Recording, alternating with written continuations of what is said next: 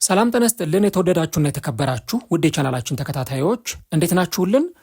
እግዚአብሔር ይመስገን እኔ በጣም ደህና ነኝ። የምትገኙት አራዳ ሜዳ ኦፊሻል ዩቲዩብ ገጻችን ላይ ነው።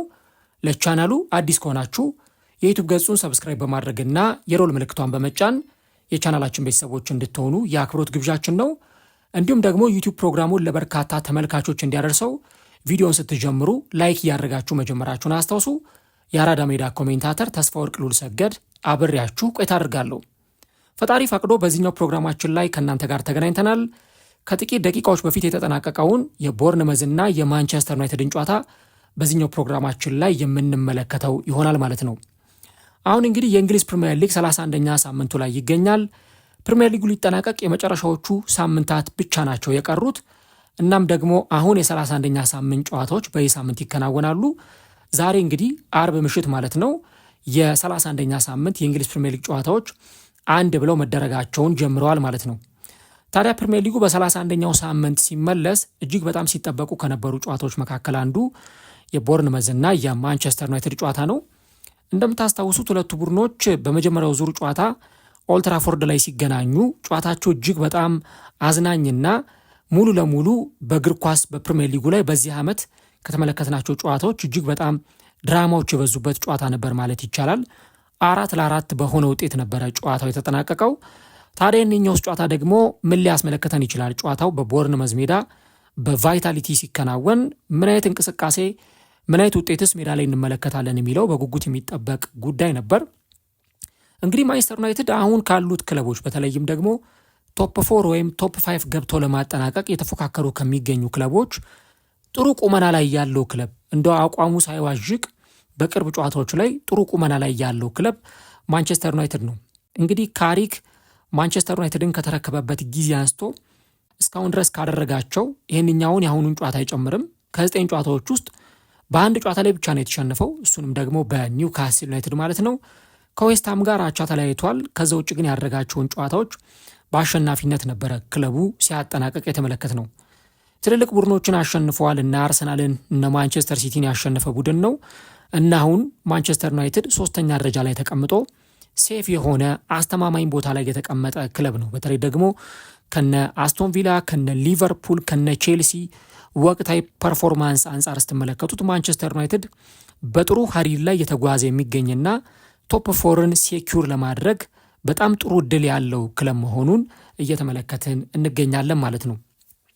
ታዲያ ጨዋታ ሲከናወን እንግዲህ ከቦርንመዝ ጋር አሰልጣኙ ማይክል ካሪክ ከዚህ ቀደም ይጠቀምበት የነበረውን ተመሳሳይ ፓተርን ያለውን አሰላለፍ ይዞ ነው ወደ ሜዳ የገባው ምናልባት ከተወሰኑ ለውጦች በስተቀረ። ሴኒ ላመንስ በግብ ጠባቂነት ቦታ ላይ ጀምሯል። ከዚህ በተጨማሪ ሉክሾና ዲዮጎ ዳሎ የዛሬው ጨዋታ ፉልባኮች ነበሩ። እንደተለመደው በማይክል ካሪክ ስር ይህንን ነገር በተደጋጋሚ ጊዜ እየተመለከትን እንገኛለን። ሌኒ ዮሮና ሃሪ ማጓየር ደግሞ በሴንተር ባክ ቦታ ላይ ተጣምረዋል። ኮቢ ሜይኑና ካዜሜሮ እንደተለመደው በደብል ፒቮት የተጫወቱ ተጫዋቾች ናቸው። ብሩኖ ፈርናንዴዝ የ10 ቁጥር ሚናውን ይወጣል። ማቴዎስ ኩኛ በግራ በኩል፣ አማድ ዲያሎ በቀኝ እንዲሁ ደግሞ ብሪያን ምቡሞ የፊት መስመሩን እየመሩ ወደ ሜዳ የገቡ ተጫዋቾች ናቸው ማለት ነው። ቦርንመዞችም ተመሳሳይ አይነት አሰላለፍ ይዘው ነው ወደ ሜዳ የገቡት። 4-2-3-1 አሰላለፍን አሰልጣኙ አንዶኒ ኢራዮላ በዛሬው ጨዋታ ላይ ተጠቅመዋል። እንግዲህ በዚህ ጨዋታ ላይ እንደተመለከትነው በሁለቱም በኩል ማንቸስተር ዩናይትዶች በመጀመሪያው አጋማሽ እጅግ በጣም የሚያስገርም የበላይነትን የወሰዱበትን የጨዋታ እንቅስቃሴ አስመልክተናል። ተደጋጋሚ ሙከራዎችን በዚህ ጨዋታዎችም ላይ ሲያስመለክቱን ነበር። በእርግጥ ቦርንመዞችም የግብ ሙከራ ያደረጉባቸው ሁኔታዎች ነበሩ። በተለይ ደግሞ ወደፊት ወጣ ብለው ለማጥቃት ይሞክራሉ፣ የግብ ሙከራዎችን ለማድረግ ይሞክራሉ። ሴኒ ላመንስ በዚህ ጨዋታ ላይ ቢዚ ነበረ። እንዲሁም ደግሞ የቦርንመዙ ግብ ጠባቂ ፔትሮቪችም ቢዚ ምሽትን አሳልፏል። ሁለቱም ኳሶችን ሴቭ እያደረጉ በጨዋታው ላይ ደግሞ የተለያዩ ሙከራዎችን ለማዳን ጥረት ሲያደርጉ የተመለከትንበት ነበር። ስፔሻሊ ግን በመጀመሪያው አጋማሽ ደግሞ ከተመለከትነው ማንቸስተር ዩናይትድ በጣም በጥሩ ሁኔታ አጥቅቶ የተጫወተበትና ምናልባት እንደ ማንቸስተር ዩናይትድ ማጥቃት ቢሆን ቢያንስ በመጀመሪያው አጋማሽ በትንሹ 2 ጎል እንኳን አስቆጥሮ የመጀመሪያውን አጋማሽ ማጠናቀቅ የሚችልበትን ደቂቃ ማንቸስተር ዩናይትድ ማሳለፍ ችሏል ማለት ነው። ማጥቃታቸው በጣም ጥሩ የሚባል ነበረ። ጥሩ ሲያጠቁ፣ ጥሩ ወደፊት እየወጡ ሲጫወቱና በግብ ሙከራ ረገድም የተዋጣለት እንቅስቃሴን ሲያሳዩ ተመልክተናል። እንግዲህ በዚህ ጨዋታ ላይ እንደተመለከተነው በማንቸስተር ዩናይትድ በኩል ቢያንስ በመጀመሪያው አጋማሽ ከ10 በላይ ሙከራዎችን ማንቸስተር ዩናይትዶች ሞክረዋል እና ይሄ የማንቸስተር ዩናይትዶች የመጀመሪያው አጋማሽ ፐርፎርማንስ እጅግ በጣም የተለየ እንደነበር የሚያሳይ ነው። ከማጥቃታቸው አኳያ ዩናይትዶች ጎል አለማስቆጠራቸው ምናልባትም ደግሞ 1 ነጥብ ይዘው መውጣታቸው የሚያስቆጭ ነው ሊባል ይችላል እንጂ ጨዋታው ላይ በነበራቸው ፐርፎርማንስ የተሻለ የግብ ሙከራ በማድረግ በመጀመሪያው አጋማሽ ላይ የተዋጣለት እንቅስቃሴያቸውን ማንቸስተር ዩናይትዶች ማሳየት ችለዋል ማለት ነው። ያንን ነው እንግዲህ በደንብ በሚገባ የተመለከት ነው። ነገር ግን ደግሞ እንዳለመታደል ሆኖ ማንቸስተር ዩናይትዶች እንደፈጠሯቸው እድሎች በመጀመሪያው አጋማሽ ከፈጠሯቸው የግብ ቻንሶች አኳያ ጎል ማስቆጠር ወይም ደግሞ ኳስና መረብን ማገናኘት አልቻሉም። ስለዚህ የመጀመሪያው አጋማሽ ያለ ጎል ነበር የተጠናቀቀው። ሁለተኛው አጋማሽ ከተጀመረ በኋላ ማንቸስተር ዩናይትዶች በተወሰነ መንገድ ተቀዛቅዘዋል ማለት ይቻላል። በሁለተኛው አጋማሽ ደግሞ የበለጠ ቦርንመዞች ወደፊት ወጥተው የተጫወቱ ማንቸስተር ዩናይትዶችን ሲያስጨንቁ ነበር የተመለከትነው። በርካታ ሙከራዎችንም ሞክረዋል። ነገር ግን ደግሞ ይህ ከሆነ በኋላ በ59ኛው ደቂቃ ላይ በተሰራ ጥፋት ምክንያት የፍጹም ቅጣት ምት ለማንቸስተር ዩናይትድ ተሰጥቷል ማለት ነው። ማቴዎስ ኩኛ ነው እንግዲህ በግራ መስመር ላይ 2 ተጫዋቾችን አታሎ ለማለፍ የሞከረበት መንገድ እጅግ በጣም የሚያስገርም ነበረ። እናም ተጫዋቾቹን አታሎ አልፎ ፔናልቲ ቦክስ ውስጥ ከገባ በኋላ አሌክስ ሄሜኔዝ በሰራበት ጥፋት ምክንያት የፍጹም ቅጣት ምት ነው የተሰጠው። ታዲያ ይህንን የፍጹም ቅጣት ምት ደግሞ የማንቸስተር ዩናይትዱ ካፕቴን ብሩኖ ፈርናንዴዥ ወደ ግብነት ቀይሯት ጨዋታው 1-0 በሆነ የማንቸስተር ዩናይትዶች መሪነት ሊቀጥል ችሏል። ብሩኖ ፈርናንዴዥ እንደተለመደው በዚህም ጨዋታ ላይ በጣም ጥሩ ፐርፎርማንሱን ነበረ ያሳየው። ሁልጊዜ በየሳምንቱ ማንቸስተር ዩናይትድ አሸነፈም አቻ ወጣም ጥሩ ፐርፎርማንስ ከሚያሳዩ ጥቂት ተጫዋቾች መካከል አንዱ እሱ ነበር። ለምሳሌ በዚህ ጨዋታ ላይ በሁሉም ረገድ የተሰጠው ቁጥር 1ኛ ደረጃ ላይ የተቀመጠበት ነበረ። በጨዋታው ላይ 1 ጎል አስቆጥሯል፣ 92 ኳሶችን ነክቷል፣ 6 ሙከራዎችን አድርጓል፣ እንዲሁ ደግሞ 3 ትልልቅ የግብ ዕድሎችን ፈጥሯል፣ 10 ኳሶችን አሻምቷል። በሁሉም ረገድ ኳሶችን በመንካት 1ኛ ደረጃ ላይ ነው። የግብ ሙከራዎችንም በማድረግ 1ኛ ደረጃ ላይ ነው። የግብ ዕድሎችን በመፍጠር ኳሶችንም በማሻማት ረገድ ተጫዋቹ 1ኛ ደረጃ ላይ የተቀመጠበትን ምሽት አሳልፏል እና ብሩኖ አሁንም እንኳን በውድድር ዓመቱ ላይ ከማንቸስተር ዩናይትድ ጋር በጣም ጥሩ ጊዜን ደግሞ በይበልጥ ደግሞ በግሉ በጣም ጥሩ ጊዜን እያሳለፈ ነው የሚገኘው። ምናልባት ማንቸስተር ዩናይትድን ያለ ብሩኖ ማሰብ ማለት አሁን ባለው ሁኔታ አሳን ያለ ውሃ እንደማሰብ ነው የሚቆጠረው። በዩናይትድ ውስጥ በጣም የተለየ ተጫዋች፣ ብዙ ክርክር ይነሳል ማንቸስተር ዩናይትድ ቤት ውስጥ በተለይ ደግሞ ብሩኖን በተመለከተ። አንዳንዶች ብሩኖ ኦቨርሬትድ ተጫዋች ነው ይላሉ። ከሚወራለት በላይ ይሄ ምንድን ነው የሚያሳየው ፐርፎርማንስ እና የሚወራለት ነገር አይመጣጠንም። በጣም ብዙ ይወራለታል ከሚሰራው ስራ በላይ የሚሉ ትችቶችን የሚያነሱ ሰዎች አሉ። አንዳንዶች ግን አንደርሬትድ ተጫዋች ነው ይላሉ። የሚወራለትን ያህል የሚያሳየውን ፐርፎርማንስ ያህል አይወራለትም ይላሉ እና እኔም ከነዚህ ሰዎች መካከል ነኝ። ብሩኖ በማንቸስተር ዩናይትድ ቤት የሚወራለትን የሚሰራውን ያህል ሜዳ ላይ የሚያሳየውን ፐርፎርማንስ ያህል የሚነገርለት ተጫዋች አይደለም። ሁልጊዜም ማንቸስተር ዩናይትድ ሲጫወት ጎል ካስቆጠረ ወይ አሲስት ካደረገ ይህንን ተጫዋች አብረን የምናነሳው ተጫዋች ነው። በየሳምንቱ እንዲህ አይነት ፐርፎርማንሶችን ያሳየናል እና እንግዲህ ተጫዋቹ 100 የግብ ዕድሎችን ወይም ደግሞ 101 የግብ ዕድሎችን በ28 የፕሪሚየር ሊግ ጨዋታዎች ላይ መፍጠር የቻለ ተጫዋች ሆኗል ማለት ነው። ምናልባት ይህንን ሪከርድ እንግዲህ በ2003-4 የውድድር ዘመን በ2006-7 የውድድር ዘመን ደግሞ በ29 ጨዋታዎች ራያን ጊግስ አድርጓቸው ነበር የግብ ዕድሎችን በመፍጠርና አሁን ግን 101 የግብ ዕድሎችን በ28 የፕሪሚየር ሊግ ጨዋታዎች ላይ በመፍጠር ብሩኖ ፈርናንዴዥ ቀዳሚው ተጫዋች መሆን ችሏል ማለት ነው እና በየጨዋታው ላይ እንዲህ አይነት ፐርፎርማንሱን የሚያሳይ ተጫዋች መሆኑን ነው የምንመለከተው። ብሩኖ እንግዲህ ችን ኳስ ወደ ግብነት ቀይሯት ጨዋታው 1-0 በሆነ ውጤት ቀጥሏል ማለት ነው። ከዚች ጎል መቆጠር በኋላ እንግዲህ ሌላ ደግሞ ድራማ በዚህ ጨዋታ ላይ ተመልክተናል። 61ኛው ደቂቃ ላይ እንግዲህ በአማድ ዲያሎ ላይ በቀይ መስመር ላይ ጥፋት ተሰርቶበት የፍጹም ቅጣት ምት የሚያሰጥ ጥፋት ነው የሚል መከራከሪያ በማንቸስተር ዩናይትዶች በኩል ነበር የቀረበው እና ኢቭን ከዛም በኋላ ጨዋታውም ከተጠናቀቀም በኋላ በጣም ብዙ መከራከሪያ ነጥቦች ሲነሱ ነበር። እንዴት የፍጹም ቅጣት ምቱ ሳይሰጥ ቀረ? አማድ ዲያሎ ላይ የተሰራው ጥፋት የፍጹም ቅጣት ምት አያሰጥም ወይ የሚል አይነት ብዙ ጥያቄዎችን ያስነሳ ጉዳይ ነው። ኢቭን ጨዋታው ካለቀ በኋላ ብሩኖ ፈርናንዴዥም የማንቸስተር ዩናይትዱ አሰልጣኝ ማይክል ካሪክም ተመሳሳይ ሀሳባቸውን የሰጡበት ነው እና ብሩኖ ያንን ጎል ካስቆጠረ በኋላ እንግዲህ ማንቸስተር ዩናይትዶች ተጨማሪ ሁለተኛ ጎል ማስቆጠር የሚችሉበት አጋጣሚ ነበር። ነገር ግን አማድ ዲያሎ ላይ የተሰራው ጥፋት ደግሞ የመሃል ዳኛው በፍጹም የፍጹም ቅጣት ምት አያሰጥም ብለው ነበረ ያንን ኳስ ያለፈው የነበረው እና ነገሩን ምናልባት በመልሶ እይታ ደጋግመን ብንመለከተው ራሱ ለመረዳት እጅግ በጣም አስቸጋሪ ሊሆን ይችላል። በተለይ ማይክል ካሪክ ይህንን ጉዳይ በተመለከተ እኔ አሁንም ለመረዳት በጣም ቸግሮኛል ብሏል። እንዴት የፍጹም ቅጣት ምት እንዳልተሰጠ በፍጹም ልረዳው አልቻልኩም ብሏል እና ለማንቸስተር ዩናይትድ ደጋፊዎች ግራ የሚያጋባ ጉዳይ ነበረ የአማድ ዲያሎ ላይ የተሰራው ጥፋት ማለት ነው። ከዛ በኋላ በቀይ መስመር ላይ ኳስ ይዘው ገቡ ቦርንመዞች። ያንን ኳስ እንግዲህ ወደ ግራ ይዘውት መልሰው እንደገና ከመጡ በኋላ በጣም ጥሩ በሆነ ሁኔታ ተቀባብለው ገብተው ነው እንግዲህ ፔናልቲ ቦክስ ውስጥ ምናልባት ያን ያህል ጠንከር ያለ ኳስ አይመስልም ነበረ ኳሱ የተመታበት መንገድ። ነገር ግን ሪያን ክሪስቲ ጎል ከተቆጠረባቸው ከ6 ደቂቃዎች በኋላ ወደ አቻነት ቦርንመዞችን አምጥቷቸዋል ማለት ነው።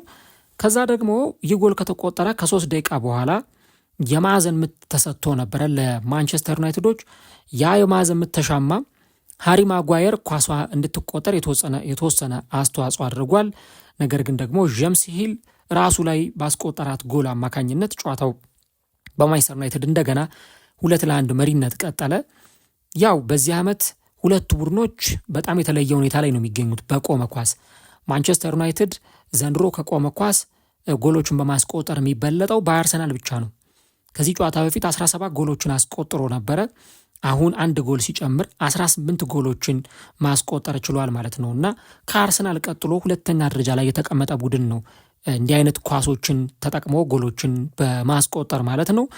በአንጻሩ ደግሞ ቦርንመዝ በቆሙ ኳሶች በርካታ ጎሎች ተቆጥረውበት በሊጉ አንደኛ ደረጃ ላይ የተቀመጠ ቡድን ነው። ከዚህ ጨዋታ በፊት 16 ጎሎች ተቆጥረውበት ነበረ።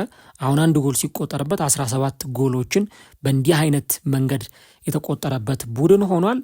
እንግዲህ ከዛ በኋላ ተቀይሮ የገባው ጁኒየር ክሮፒ የፍጹም ቅጣት ምት ጎል አስቆጥሯል። ሃሪ ማጓየር በሰራው ጥፋት ምክንያት ማለት ነው እና የሃሪ ማጓየር ጥፋት ኢቫን ሊንሰን ላይ ነው ጥፋቱን የሰራው። ኢቫን ሊንሰን ጎል ለማስቆጠር ግልጽ የሆነ ኦፖርቹኒቲ አግኝቶ ነበረ።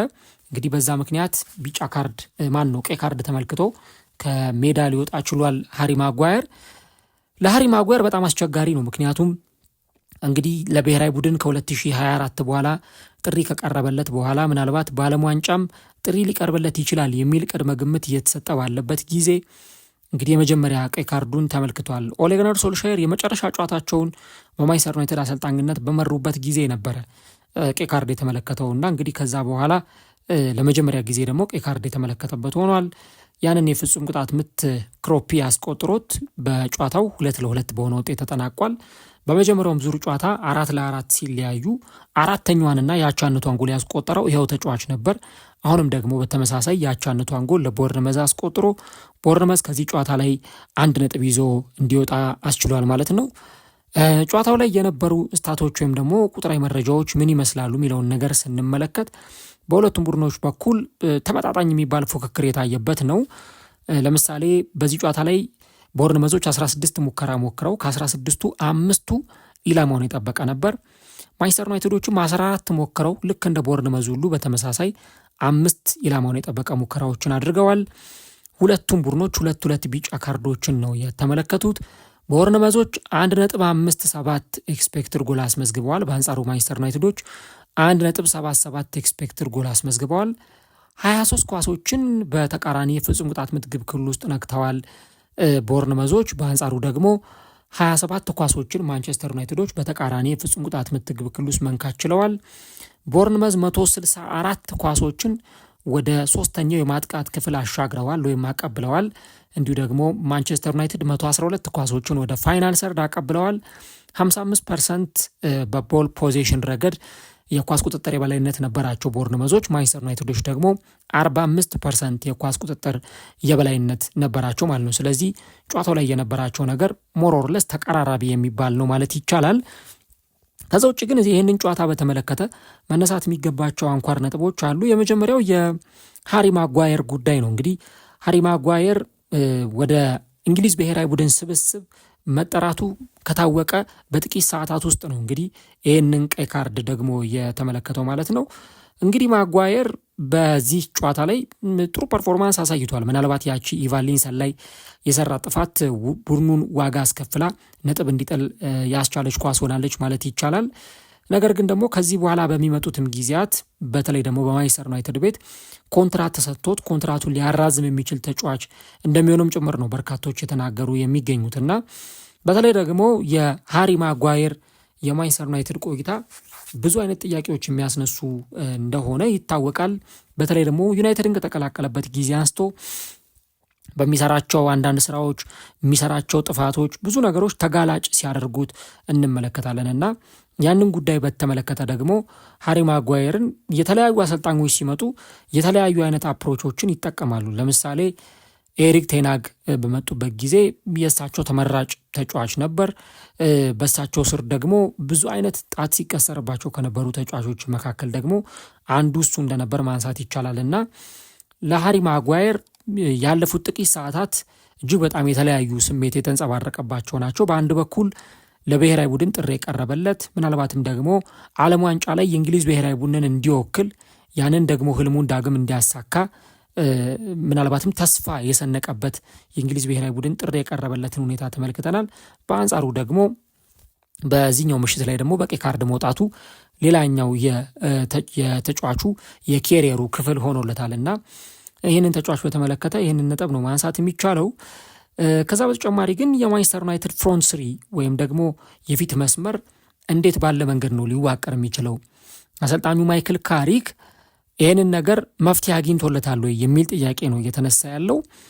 ያው እንደምታውቁት እንግዲህ ማይክል ካሪክ ወደ ማንቸስተር ዩናይትድ ከመጣበት ጊዜ አንስቶ እስካሁን ድረስ ባለው በጣም ጥቂት ጊዜ ብቻ ላይናፑን የቀየረ አሰልጣኝ ነው። ብዙ ጊዜ ላይናፕ የሚቀይር አሰልጣኝ አይደለም፣ ወይ በጉዳት ምክንያት ወይ በሆነ ነገር ካልሆነ በስተቀረ ላይናፑን ብዙ መነካካት የሚፈልግ አሰልጣኝ አይደለም። ይታወቃል የአሰልጣኙ አሰላለፍ ምን እንደሆነ። ማንቸስተር ዩናይትድን ከተቀላቀለበት ጊዜ ጀምሮ የሚመርጠው አሰላለፍ የታወቀ ነው። ለምሳሌ ከመጀመሪያው ጨዋታ ጀምሮ ሲጠቀም የነበረው ላመንስን ነው። አሁንም በተመሳሳይ ሴኒ ላመንስን ነው በዚህ ቦታ ላይ ሲጠቀም የምናየው። ምንም የተለየ አይነት አሰላለፍን አይጠቀምም። ሁለቱ ፉልባኮች ዲዮጎ ዳሎ እና እንዲሁ ደግሞ በዛኛው መስመር ላይ ሉክ ሾው ይጫወታሉ። አሁንም በተመሳሳይ 9-10 ጨዋታዎችንም በማንቸስተር ዩናይትድ አሰልጣኝነት አድርጎ ተመሳሳይ የሆነ አፕሮች ነው እያስመለከተን የሚገኘው። ከዛ በተጨማሪ ደግሞ የመሀል ተከላካዮችን ብንመለከት ምናልባት በጉዳት ምክንያት ወይ ደግሞ በሌሎች ምክንያቶች አንዳንድ ፊክስ ያደረጋቸው ወይም ደግሞ የቀየራቸው ነገሮች ሊኖሩ ይችላሉ። ግን ደግሞ በዋነኝነት እስካልተጎዱ ድረስ ሊዛንድሮ ማርቲኔዝ እና ሃሪ ማጓየርን ነው መጠቀም የሚመርጠው። 6 ቁጥር ቦታ ላይ ማይኑና ካዚሜሮን ይጠቀማል። አሁንም ተመሳሳይ ነው። በቡሩኖን አማድን እንዲሁ ደግሞ ማቴዎስ ኩኛን እንዲህ አይነት ተጫዋቾችን ደግሞ እነ ኤምቡሞን ጨምሮ መሀልና ፊት መስመር ላይ ያጫውታል እና ተመሳሳይ አይነት ነገሮችን ነው የምንመለከተው። አሁንም እንዲህ ያሉ አጫዋቶችን ነው አሰልጣኙ እየመረጠ ያለው እና ይሄ የፊት መስመርስ እንዴት ባለ መንገድ ነው እየቀጠለ ያለው? ለውጥ አይፈልግም ወይስ ደግሞ አሁን ትክክለኛው ምርጫ ነው በማይክል ካሪክ በኩል እየተመረጠ ያለው የሚሉ ጥያቄዎችን ሊያስነሳ ይችላል። እንግዲህ ቤንያሚን ሼሽኮ እንደምታውቁት ከቤንች እየተነሳ ነው እየተጫወተ ያለው። አንዱ በዚህ በማይክል ካሪክ ስር እየተመለከተ ነው ያለነው ጉዳይ ይህንን ነው። ብሪያን ኤምቡሞ እንግዲህ ከባለፉት 8 ጨዋታዎች 1 ጎል ብቻ ነው ያስቆጠረው ባልሳሳት ማለት ነው እና ተጫዋቹ በተለይ ደግሞ ከጎል ማስቆጠር ጋር ትንሽ ራቅ ብሎ እየመጣ ያለ ይመስላል። ስለዚህ አሁን ለቤንያሚን ሼሽኮ ድል ሊሰጠው አይገባም ወይ የሚሉ አይነት ጥያቄዎች መነሳት የጀመሩት ከእንዲህ አይነት ነገሮች ጋር ተያይዘው የሚነሱ ጉዳዮች ናቸው። ስለዚህ በተለይ ደግሞ የቤንያሚን ሼሽኮን የፊት መስመር ላይ የመጀመር ጉዳይ፣ ከዚህ በተጨማሪ ደግሞ የአማድ ብሪያን ኤምቡሞ እና የነዚህ ተጫዋቾች ጥምረት ደግሞ በትክክል ፋንክሽን እያደረገ ነው ወይ የሚለው ጥያቄ ለዚህ አሰልጣኝ ለማይክል ካሪክ የሚቀርብ ነው። ያው ማቴዎስ ኩኛ በእርግጥ በሚገባባቸው ጨዋታዎች ላይ በጣም ጥሩ ፐርፎርማንሱን የሚያሳይ ተጫዋች ነው። ነገር ግን ደግሞ ቤንያሚን ሼሽኮ በዚህ ጨዋታ ላይ እንግዲህ ከ70ኛው ደቂቃ በኋላ ነው ተቀይሮ የገባው። ምናልባትም ደግሞ አማድ የተሻለ እንቅስቃሴ ሲያሳይ ተመልክተናል። ግን ደግሞ የብሪያን ኤምቡሞ በእንዲህ አይነት ጨዋታዎች ላይ ደግሞ በተለይ በደንብ ፐርፎርማንሱን እንዲያሳይም ይጠበቅበታልና ሁልጊዜ ቋሚ የሆነ አሰላለፍ መጠቀም በተለይ ደግሞ አሸናፊ ቡድንን ሳይቀያይሩ በዛው መቀጠል አንዱ በጣም ጥሩ የሚባለው አማራጭ ነው ሊባል ይችላል። ነገር ግን ደግሞ እንደ አስፈላጊነቱ ሮቴት ማድረግ ለምሳሌ ፊት መስመር ላይ ቤንያሚን ሼሽኮን መጠቀም አስፈላጊ ሆኖ ሲገኝ ቤንያሚን ሼሽኮን መጠቀም። አንዱም ደግሞ እኔ ስጋቴ ምንድን ነው ተጫዋቹ ሞመንተሙን እንዳያጣም ያሰጋል። ምክንያቱም በእንዲህ አይነት ፐርፎርማንስ ተጫዋቹ ጎሎችን እያስቆጠረ ከቤንች እየተነሳ ጎሎችን እያስቆጠረ ነገር ግን በቋሚነት የመሰለፍ ዕድልን የማያገኝ ከሆነ ምናልባትም ደግሞ የተጫዋቹን ሞመንተም የተጫዋቹን ይሄ ጥሩ የሚባለውን ጎል የማስቆጠር ብቃቱን እንደገና ደግሞ እንዲደበዝዝ ሊያደርገው ይችላል እና ብዙ ሰዎች የሚያነሱትም ጥያቄ ምንድን ነው ተጫዋቹ ከቤንች እየተነሳ ከተጠባባቂ ወንበር ላይ እየተነሳ ጎሎችን የሚያስቆጥር ከሆነ አሰልጣኙ ለምን በቋሚነት ደግሞ አያስጀምረውም እና ያን ዕድል ለምን አይሰጠውም የሚሉ አይነት በርካታ ጥያቄዎችን ያነሳሉ። ዞሮ ዞሮ ግን የፊት መስመሩ ላይ አሁንም ምናልባት በደንብ ጥርት ያለ ሶሉሽን ደግሞ ይዞለት ይመጣል ተብሎ ይጠበቃል። በመጀመሪያዎቹ ጨዋታዎች ላይ ማይክል ካሪክ እንዳስመለከተን የፊት መስመሩ ጥምረት በደንብ ሰርቶለት ነበረ። ማቴዎስ ኩኛ ጎል ያስቆጥራል፣ ኤምቡሞ ጎል ያስቆጥራል። በደንብ ፋንክሽን አድርጎለት ደግሞ ሲሰራ ስንመለከት ነበረ። ግን አሁንስ ቤስት አመራረጥ ነው ወይ? በተለይ ደግሞ ማቴዎስ ኩኛ ቤንች የሚሆንበት ጊዜ አለ፣ ቤንያሚን ሼሽኮን ቤንች የሚሆንበት ጊዜ አለ እና የአሰልጣኙ ምርጫ ምናልባትም ደግሞ ከዚህም የተሻለ በጣም ላቅ ያለ ፐርፎርማንስ የሚያሳዩ የሶስት ተጫዋቾችን ጥምረት አይፈልግም ወይ የሚሉ ጥያቄዎችን እንዲነሳ የሚያደርገው አንድም ይሄ ነገር መሆኑን እንመለከታለን። ሌላኛው ጉዳይ ግን ከማቴዎስ ኩኛ ጋር ተያይዞ የሚነሳው ጉዳይ ነው። እንግዲህ ማቴዎስ ኩኛ እንደምታውቁት በተለይም ደግሞ በወልቭስ በሚጫወትበት ጊዜ የቡድኑ የፈጠራ አቅም ከሆኑ ተጫዋቾች መካከል በጣም ከፍተኛ ደረጃውን የሚይዘው ተጫዋች ነው። በቡድኑ የፈጠራ አቅም ረገድ በጣም ትልቅ ሚናን መወጣት የሚችል ተጫዋች እንደሆነ ይታወቃል እና ያንን ተጫዋች እንግዲህ አሁን ደግሞ ወደ ማንቸስተር ዩናይትድ ከመጣ በኋላ በጣም ብዙ ነገሮች የሚጠበቁበትም አይነት ተጫዋች እንደሆነ ይታወቃል። አሁን ትልቁ ጥያቄ የሚነሳው ግን ማቴዎስ ኩኛ ቋሚ ይሁን ወይስ አይሁን የሚለው ጉዳይ ሳይሆን የተጫዋቹ ትክክለኛው ቦታ የት ነው የሚለው ነው። አሁን በ10 ቁጥር ቦታ ላይ ተጫዋቹን ማጫወት ይቻላል በቡሩኖ ቦታ ላይ ግን ደግሞ ቡሩኖ በጣም ጥሩ ብቃቱን እያሳየ ስለሆነ ቡሩኖ በዛው ባለበት ቢቀጥል የተሻለ ነው ባይ ነኝ። ከዛ ግን በመስመር ላይ ደግሞ በግራ በኩል ቢጫወት ይሻላል ወይስ የሆኑ ጨዋታዎች ላይ ሲሰለፍ እንደነበረው የ9 ቁጥር ሚናን ቢወጣ ይሻላል የሚሉ አይነት ጥያቄዎች ይነሳሉ እና በተለይም ደግሞ ለምሳሌ በባለፈው ጨዋታ ላይ አስቶን ቪላን ሲያሸንፉ ከዛው ከግራ መስመር ላይ በጣም ጥሩ የሆነ ጎል አስቆጥሮ ነበረ። ያንን አይነት ፐርፎርማንስ ያሳይ እንደነበር አይተናል። በዚህኛውም ጨዋታ ላይ የቦርንመዙን የቀኝ ተመላላሽ አሌክስ ሄሜኔዝን እጅግ በጣም ሲፈትነው ነበር። የፍጹም ቅጣት ምትም ያሰጠ ተጫዋች ነው።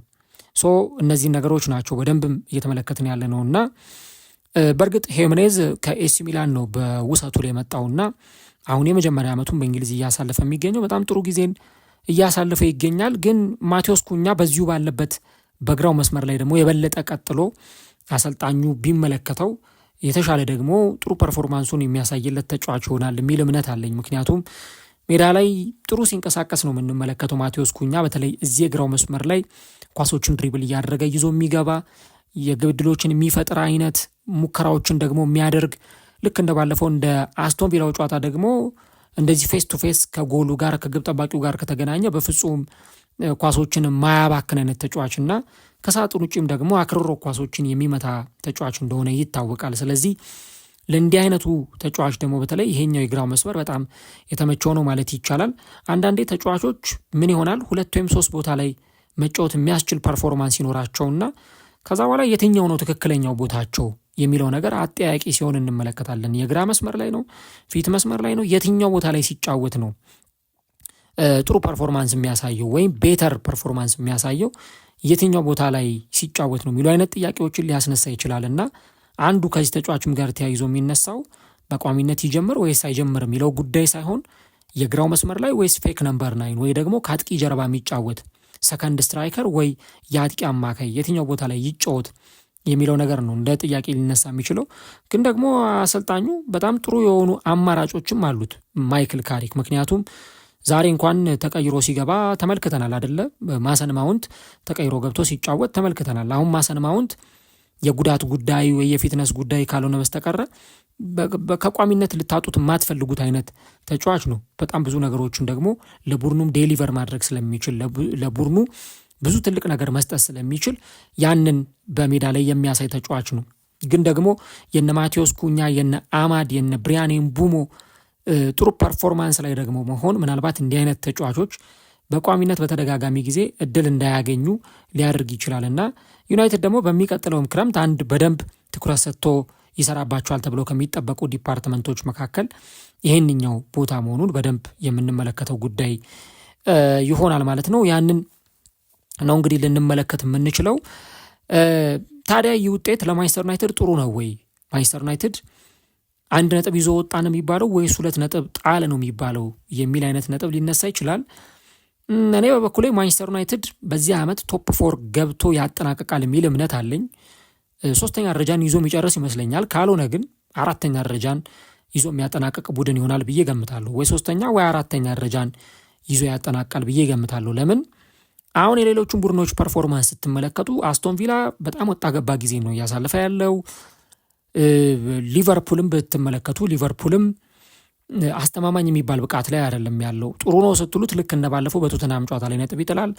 አይ ጥሩ አይደለም ደግሞ ሲባል የሆነ ጨዋታ ላይ ደግሞ ሲያስገርመን እናያለን እና እነዚህ አይነት ነገሮች አሉ። ቼልሲም ጥሩ ጊዜ ላይ አለመሆኑ ብቻ ሳይሆን ከዚህ በኋላ የሚያደርጋቸው ጨዋታዎች በጣም ከባባድ የሚባሉ ጨዋታዎችን ቼልሲ ለማከናወን ይገደዳል። በተከታታይ አሁን ከኤቨርተን፣ ከማንቸስተር ሲቲ፣ ከማንቸስተር ዩናይትድ ጋር ጨዋታውንም ሲያከናውን እንመለከተዋለን። ስለዚህ ለዩናይትድ በጣም የተመቸ አማራጭ ነው። እንደውም ዛሬ ቢያሸንፍ ኖሮ በደንብ ወደፊት መጠጋት ይችላል። ማንቸስተር ሲቲንም መጠጋት ይችላል። ማንቸስተር ሲቲ ቀሪ ጨዋታ እንዳለው ሳንረሳ ማለት ነው።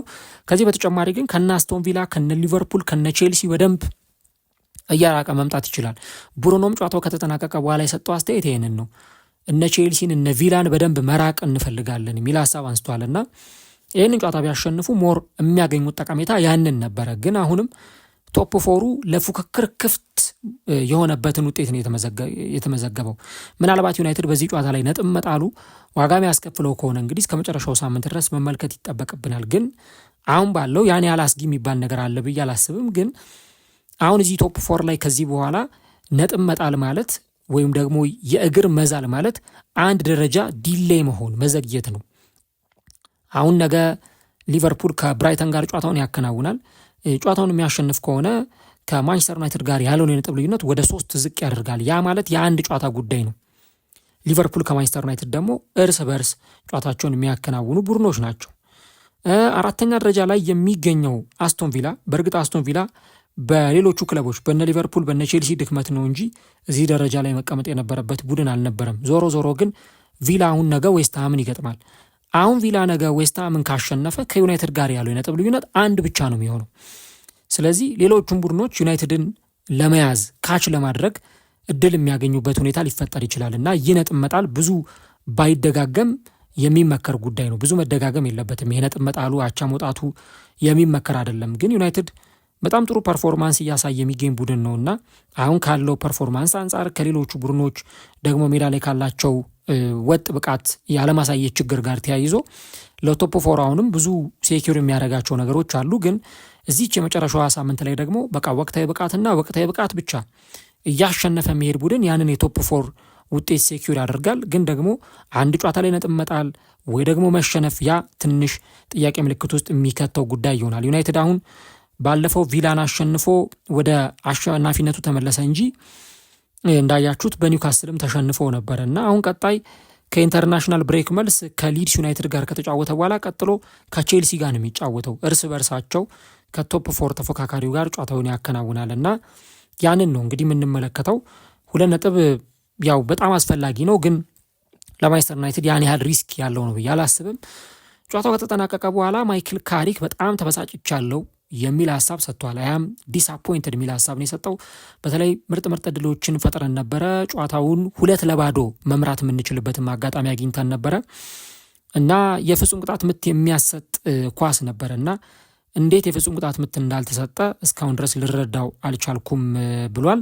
በተለይ ሁለቱም ሞመንቶች አማድ የተከለከለው የፍጹም ቅጣት ምትና ዩናይትድ ላይ የተሰጠው የፍጹም ቅጣት ምት ማሲቭ የሚባሉ ሞመንቶች ወይም ትልልቅ የሚባሉ ቅጽበቶች ናቸው እና አንደኛውን የፍጹም ቅጣት ምት ሰጥተህ አንደኛውን የፍጹም ቅጣት ምት የማሰጥበት ያውም ሁለት ተቀራራቢ የሚባሉ ጥፋቶች ላይ የፍጹም ቅጣት ምት የማይሰጥበት መንገድ ለእኔ ብዙም የሚገባኝ ጉዳይ አይደለም፣ አልገባኝም ብሏል። እንደውም I don't understand how you can give one and not the other it is crazy የሚል አስተያየት ነው የሰጠውና እንግዲህ ለማንኛውም ጨዋታው በዚህ ውጤት ተጠናቋል።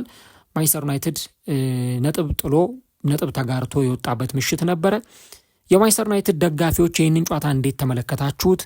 ማንቸስተር ዩናይትድ በዚህ ዓመት ስንተኛ ደረጃን ይዞ ያጠናቃል ብላችሁ ታስባላችሁ? 3ኛ፣ 4ኛ ወይስ 5ኛ? ስንተኛ ደረጃን ይዞ ያጠናቅቃል ብላችሁ ታስባላችሁ? ኮሜንት ላይ ሀሳቦቻችሁን አስቀምጡልን። ለማንኛውም እንግዲህ ማንቸስተር ዩናይትዶች ጨዋታቸውን በአቻ ውጤት 2-2 አጠናቀዋል ማለት ነው። ነገ ደግሞ አድማጮች ቅዳሜ በቀጥታ ስርጭት ፕሮግራማችን ከቀኑ 8 ሰዓት ከ30 ጀምሮ እንገናኛለን። እግዚአብሔር ቢፈቅድ የብራይተንና የሊቨርፑልን ጨዋታ ለእናንተ ለአድማጮች የምናስመለክታችሁ ነው የሚሆነው። ለማንኛውም ግን ይሄ ጨዋታ ባቻ ውጤት ተጠናቋል። ነገ ደግሞ ሊቨርፑል እነ ቼልሲ እነ ቪላ እድላቸውን ይጠቀማሉ ወይ? ቅዳሜ እንግዲህ ከቀን ጀምሮ አብረን የምንመለከተው ጉዳይ ይሆናል ማለት ነው።